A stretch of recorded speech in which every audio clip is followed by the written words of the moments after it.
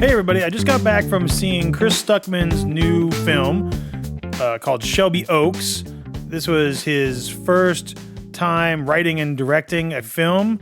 For those of you who don't know, Chris Stuckmann was a popular film critic on YouTube. He has about 2 million subscribers. He's no longer officially a film critic. After making his own movie, he now knows how difficult it is, and according to sources online, he said he no longer feels comfortable giving negative reviews, so now he just celebrates filmmaking, and he still makes videos about stuff he likes and discussing film production and stuff like that. So check out his channel. This movie started as a Kickstarter project and took Chris about 3 years to make the entire process. So it's been quite the endeavor for him. The overview for this movie says that a woman's obsessive search for her missing sister leads her into a terrifying mystery at the hands of an unknown evil.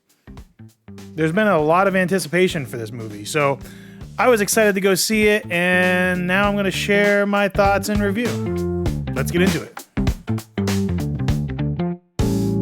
So I enjoyed the movie right off the bat, I'll tell you that.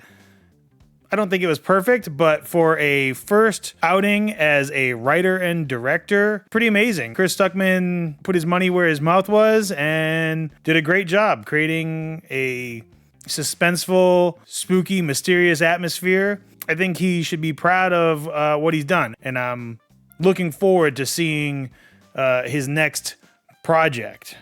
All of the actors were really good in the movie, particularly Camille Sullivan and Sarah Durn, who played Mia and Riley. They get the most screen time, but everybody else is good. They even got Keith David in there. That was a nice surprise. He's always great to see.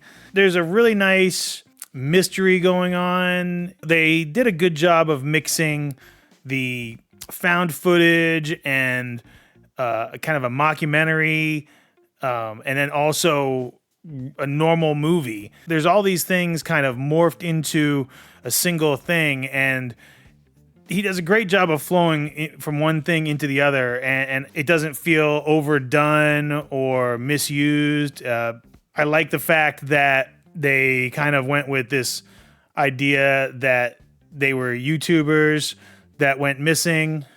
The fact that Riley was part of a paranormal investigator YouTube channel, I thought that was clever, and it makes sense for Chris Stuckmann, who has had such a great career on YouTube, to tie that in. This movie will scratch the itch for anybody who's into those paranormal investigator channels or unsolved mysteries, things like that, real or, questionably real. There's just a lot of good suspense, and there are some jump scares. Overall, the atmosphere is good. The pacing and setup of the beginning of the movie is great, in my opinion. But we do start to get into some things where, you have all of these. I mean, it's cliche for horror movies to have nobody would do that. Don't go in the basement by yourself, these kind of things. And this movie relies on that for a good chunk of the movie. A person doing things that there's no reason for them to be doing them the way they're doing them. Which, okay, we can sort of get past that. That's why I still like the movie, because I think it's done in an okay manner. Sometimes it seems like it's a crutch that people lean on for horror, and I appreciate it more when they don't do that. It feels like, for me, it's a little scarier when people are doing things the right way and still having to deal with danger, because they're not just complete idiots. But I can look past that for the most part. I will say that the ending of the movie was a little, I don't know that it was rushed, but it felt like I wanted to see more. The movie felt short. I guess it has a runtime of 1 hour and 42 minutes. I'll be honest, it didn't feel like that at all. I mean, I think that's generous. That might be with the credits. When it ended, I was actually surprised that it was over. I mean, I was on the edge of my seat. Well, at least I was very into what was happening the entire time. I never felt like it was too draggy personally. But I will say that at the end, I wish that it had gone a little bit further with the direction they were going. I felt that we could have gotten just a little bit more out of it. You know, I don't want to spoil it or anything, so I won't discuss how I thought they could do that. But yeah, I would have liked to seen it go a little further, maybe another 15, 20 minutes. They could have really upped the horror factor by going a little deeper into what was gonna happen. Apart from those few complaints that I had, I still really enjoyed the movie. I would give it 3.5 monkey popcorn buckets out of 5. I think this is a great first outing for Chris Stuckmann. And as I said earlier, I honestly cannot wait to see what he does next and to see how much more money he's able to, you know, with a bigger budget.